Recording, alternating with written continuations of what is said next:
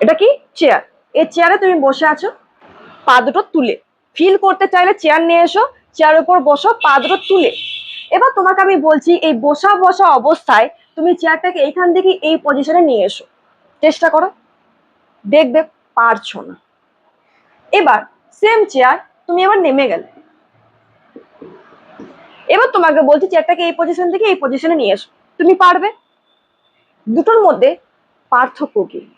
প্রথম ক্ষেত্রেও তুমি আর চেয়ার ছিলে, দ্বিতীয় ক্ষেত্রেও তুমি আর চেয়ার। পার্থক্য কি? তোমরা বলবে প্রথমে বসেছিলাম, এখন দাঁড়িয়ে আছি, বাট এটা পার্থক্য নয়। প্রথমে যখন তুমি চাইছিলে এখান থেকে এখানে নিয়ে যেতে চেয়ারটাকে, দেখো এই অবস্থায় তুমি চেয়ারটার মধ্যে বসে একটা সিস্টেম, এটা একটা সিস্টেম, হ্যাঁ, এই সিস্টেমের মধ্যে তুমি চেয়ারটার উপরে বসে আছো, তাহলে তুমি যে নড়াচড়া করছো, বল প্রয়োগ করছো, সেটা হচ্ছে ইন্টারনাল ফোর্স, অর্থাৎ ভেতরকার অভ্যন্তরীণ বল, যার ফলে এখানে আসতে পারছিল না।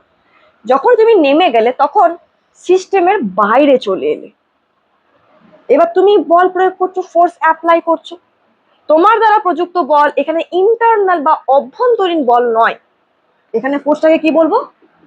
এক্সটার্নাল ফোর্স, অর্থাৎ বাহ্যিক বল।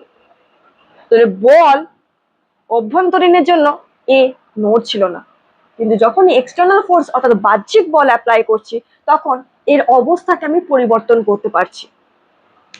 কনক্লুশন কি? নিউটনের প্রথম গতিসূত্র, বাইরে থেকে বাহ্যিক বল প্রয়োগ না করলে স্থির বস্তু চিরকাল স্থির থাকবে, আর গতিশীল বস্তু সমবেগে সরল রেখা বরাবর গতিশীল থাকবে।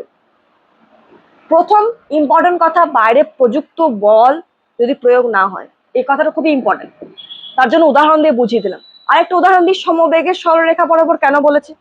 এ বেগ ভি আছে, এখানে ফ্রিকশন ঘর্ষণজনিত বলকে তুচ্ছ ধরে বলা হয়েছে। এবার এর বেগ ধ্রুবক ভি, অর্থাৎ এর অভিমুখ এবং মান দুটোই ধ্রুবক, সমবেগে চলছে, বাইরে থেকে কোনো বল দেওয়া হচ্ছে না, তাহলে সারা জীবন সরলরেখা বরাবর এই বেগে চলতে থাকবে। এটা হলো নিউটনের প্রথম গতিসূত্র। এবার যদি বল প্রয়োগ করা হয় তাহলে কি হবে? হয় থেমে যাবে, নয় এর বেগ বৃদ্ধি ঘটবে, নয় এর অভিমুখের পরিবর্তন ঘটবে। যতক্ষণ না বল, কোন বল, বাইরে থেকে বল প্রযুক্ত না হচ্ছে, ততক্ষণ এদের অবস্থার কোনো পরিবর্তন ঘটবে না। অবস্থা কয় প্রকার? স্থিরাবস্থা, গতিশীল অবস্থা।